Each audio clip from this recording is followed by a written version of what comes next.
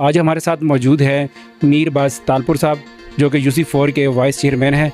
आज उनसे जानेंगे गुलशन हदीद के हालात जो हैं उनके बारे में, और कुछ हमारे नाजरीन की तरफ से सवाल है उनसे जानेंगे। सीवरेज का निज़ाम गुलशन हदीद में क्यों बार-बार? देखें जी, गुलशन हदीद के तमाम लोगों को ये पता है कि सीवरेज सिस्टम पिछले 40 साल से पाकिस्तान स्टील चला रहा था।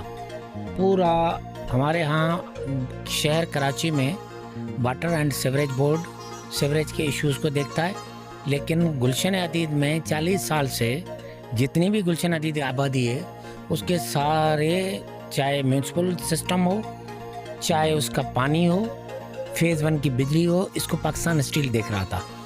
उसके हवाले से वो हमसे बाकायदा कंजर्वेंसी की मद में चार्ज भी करता है। अचानक पाकिस्तान स्टील बैठ गई तो इन्होंने बगैर किसी बताए, हालांकि हमने इनको लेटर्स भी लिखे थे कि यार म्यूनसिपल सर्विस आप टाउन को दे दें, लेकिन उनको टाउन के हवाले नहीं किया। अचानक सब लोगों को नौकरी से फारिग कर दिया। जब नौकरी से फारिग हुए, बेरोज़गार हो गए, तो जाहिर है किसी के पास सिस्टम, UC के पास तो कुंडी मैन है नहीं, ना टाउन के पास कुंडी मैन है, क्योंकि टाउन हमारे का मैक्सिमम इलाका देई है। शहरी इलाका सिर्फ पिपरी है, कुछ दूसरा ही हमारा इलाका है गुलशन हदीद स्टील टाउन, बाकी तो देई इलाका, वहाँ तो कुंडी मैन है ही नहीं, सफाई का अमला तो है। यही वजह है कि स्टील मिल के अचानक बैठने से उसके बाद ये सीवरेज के सिस्टम पैदा हुए, गटर बंद हुए। कुछ लोग भी शरारतें करते हैं। अभी जैसे आपने देखा कि हमने गटर खुलवाए तो उससे ईंटें भी निकली, ब्लॉक भी निकले, और कुछ मैं समझूंगा कि ये जो हमारे कुंडी में उनकी तनख्वाहें बंद हो गई, कुछ उनकी भी शरारत होगी, कहीं कहीं वो भी करते हैं ताकि लोगों का गटर बंद रहे तो हमें पैसे भी मिलते रहें। तो ये मुश्तरक के तौर पे मामला आता है, लेकिन हम बावजूद उसके उन तमाम मामला को कोशिश कर रहे हैं हल करने की और कंट्रोल भी कर रहे हैं।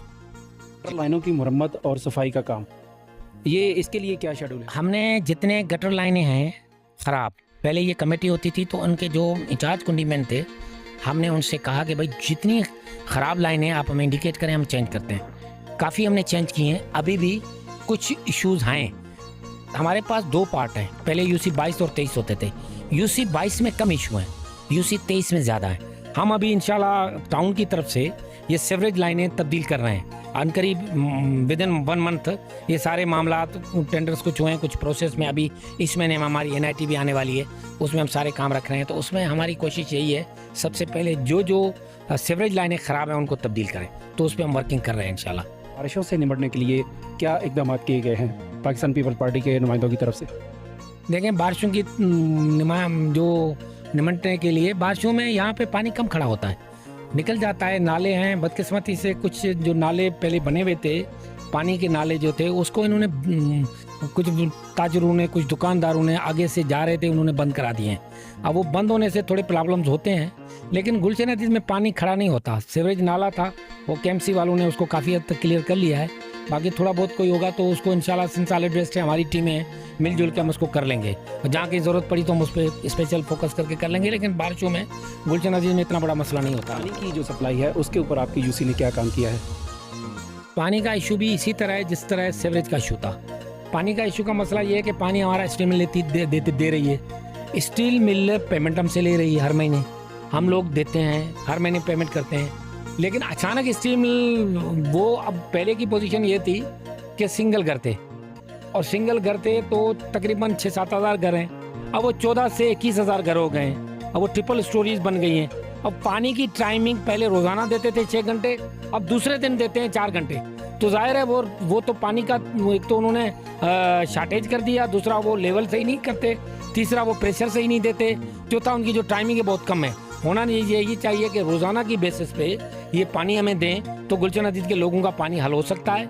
हम इस सिलसिले में लगे हुए हैं कि किसी तरह ये वाटर बोर्ड के हैंड ओवर हो जाए, ताकि हम मुस्तकिल बनावटों पे लोगों को पानी देना शुरू कर दें। अच्छा सर, UC4 में पिछले 1 साल से कौन से तरक्याती काम मुकम्मल किए गए हैं? हमने जो टाउन से जो हमने काम कराए हैं उसमें हमने ज़्यादातर फोकस किया है, वो किया सीवरेज को।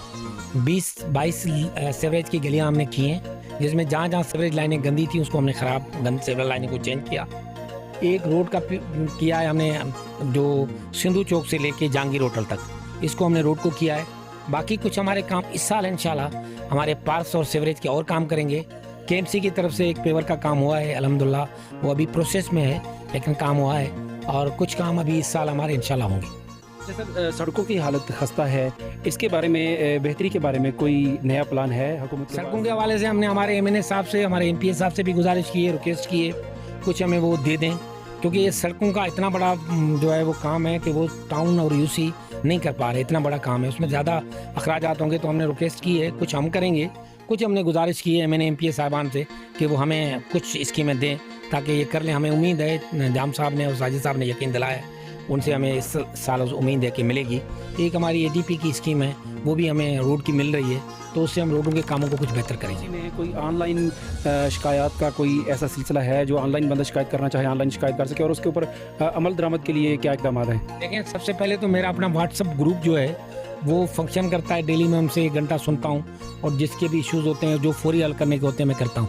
दूसरा, मेरा अपना नंबर जो है वो बिल्कुल हर वक्त खुला रहता है, 24 आवर। जब भी कोई मुझे मैसेज करता है मैं उसको फौरी रिप्लाई भी पर्सनल करता हूँ, और जो काम होने जैसा होता है मैं फौरी तौर पे करता हूँ।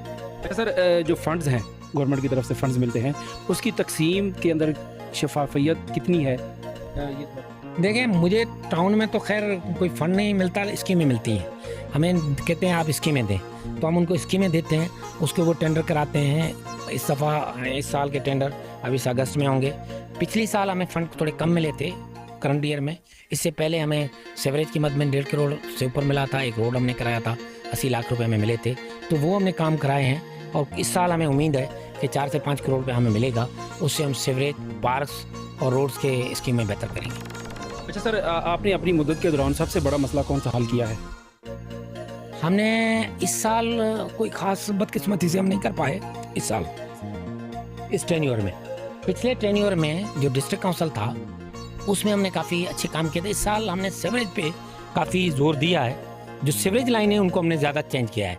तकरीबन कोई ख़राब सीवरेज लाइनें थी, 20-22 टाउन की तरफ से हमने चेंज की हैं। अब हम, क्योंकि जब सीवरेज लाइनें आपकी ख़राब हैं और पार्क में इशू पानी का आ रहा है, पानी की इतनी शार्टेज है, और दूसरा जो माली हैं, मैंने पहले भी कहा है, जब तक अहले मौला कम्युनिटी इन्वॉल्व नहीं होगी तब तक आपके पार्क क्या करते हैं, वहाँ चर्सी बैठ जाते हैं, हीरोइनी बैठ जाते हैं, आवारा लड़के बैठ जाते हैं। कल भी मैं विज़िट कर रहा था तो एक पार्क है मेहरान मोहल्ले का, उसमें शिकायत कर रहे थे कि कुछ लोग आके बैठते हैं, फैमिली पार्क है। हमने कहा है कि अब आप बताइएगा ताकि उनके खिलाफ कोई कार्रवाई एक्शन ले सकें। तो इस तरह की सूरत हाल है, लेकिन इंशाल्लाह इस साल आपको काफ़ी चीज़ों में बेहतरी है। ज़ाती तरजीह क्या है, सीवरेज, सफाई या तालीम? इस वक्त मेरी जो तरजीह है, सबसे पहले सीवरेज, उसके साथ साथ पार्क्स और रोड्स, इसमें हमारी तरजीह है। तालीम नहीं है? सबसे पहले सीवरेज।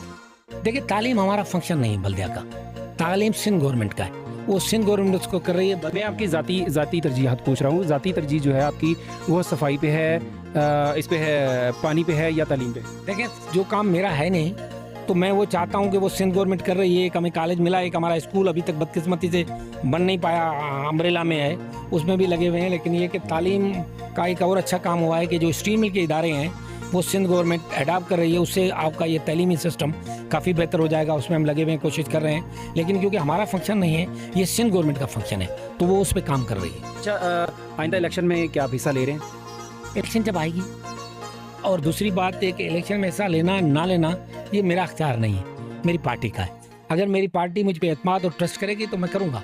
पार्टी ने एतमाद नहीं किया तो मैं बिल्कुल नहीं लड़ूंगा, क्योंकि मैं एक पार्टी का अदना सा कारकुन हूँ, मैं अपनी पार्टी के पीछे हूँ। जब पार्टी कोई मेरी जिम्मेदारी देती है तो मैं बखूबी अंजाम देता हूँ, लेकिन जब पार्टी मुझ पर एतमाद नहीं करती तो मेरा काम नहीं है करना। अच्छा सर, लेकिन स्टील मिल का मैं क्या बताऊँ, सिक्योरिटी वाले हैं ही नहीं, बाकी जो हैं वो चोरी के लगे हुए हैं, स्टील मिल के मार चोरी करने में लगे हुए, मसरूफ़ हैं।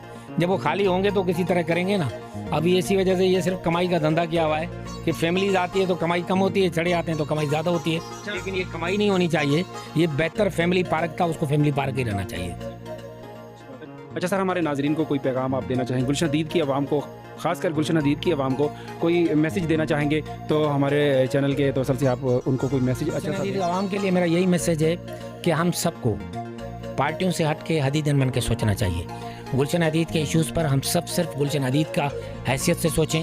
पार्टियों का मामला तब आता है जब इलेक्शन हो, तब हम एक दूसरे की मुखालफत भी करेंगे, एक दूसरे के सामने भी आएंगे।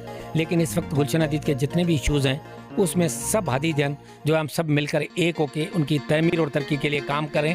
दूसरी, मैं ये नौजवानों को भी जो है वो अपील करूंगा कि वो हमारा साथ दें इस इशू पे, ताकि ये पानी का इशू है, सीवरेज का इशू है, डेवलपमेंट के इश्यूज़ हैं, हम सब कर एक होके उन इश्यूज़ को हल करें।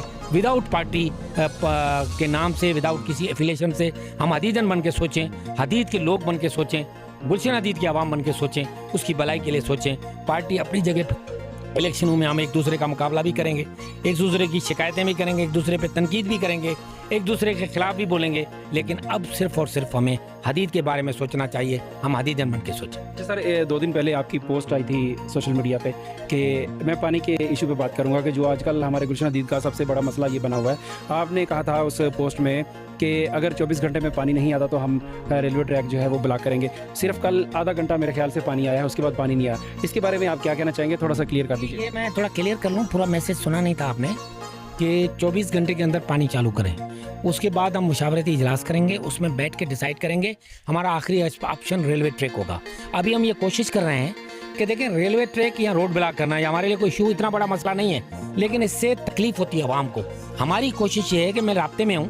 मैंने हमारे MNA जाम अब्दुल करीम जोकियो साहब से भी बात की है, मैंने हमारे MNA आगा रफ़ीउल्लाह साहब से भी बात की है, मैं हकीम बलोच साहब से भी राब्ते में हूँ, मैं अपने सदर राजा रज़ाक साहब से भी राब्ते में हूँ, मैंने इमदाद जोकियो साहब से भी बात की है। हमारी कोशिश है कि इसको हम कोशिश कर रहे हैं कि टेबल टॉक के ज़रिए चीफ सेक्रेटरी से मिलके इसको हल कराएं। अगर हल नहीं होगा तो हमारे पास कोई और रास्ता नहीं है। आखिरी ऑप्शन ये है कि मैं 3 लाख आवाम को छोड़ नहीं सकता हूँ। 3 लाख की आबादी को हम इतनी बड़ी शदीद तकलीफ में है, उनको कभी भी नहीं छोड़ सकते। हम उन लोगों के लिए रोड बंद करना पड़ा रोड बंद करेंगे, चाहे हमें रेलवे ट्रैक बंद करना पड़ा बंद करेंगे, लेकिन हदीद के लोगों के लिए हम अपनी आवाम के साथ खड़े रहेंगे। लेकिन ये आखिरी ऑप्शन होगा। इससे पहले हमारी कोशिश होगी हम किसी तरह इस मामले को हल करें। हमारा एक ही मुतालबा है कि पाकिस्तान स्टील पानी दे, अगर नहीं दे सकती तो बराए मेहरबानी पानी वाटर बोर्ड को दे दे, ताकि हमारा ये मसला हल हो जाए। हम बहुत तकलीफ में हैं, गुलशन हदीद की आवाम बहुत तकलीफ में है, ताकि उनका कोई मसला हल हो सके। बहुत शुक्रिया आपका। हमारे साथ मौजूद थे वाइस चेयरमैन यूसी4 के मीर अब्बास साहब, तो इनका बहुत शुक्रिया सर, बहुत शुक्रिया आपका। थैंक यू, आपका भी बहुत शुक्रिया, आपके चैनल का बहुत शुक्रिया, और अल्लाह पाक आपको हमेशा खुश रखे।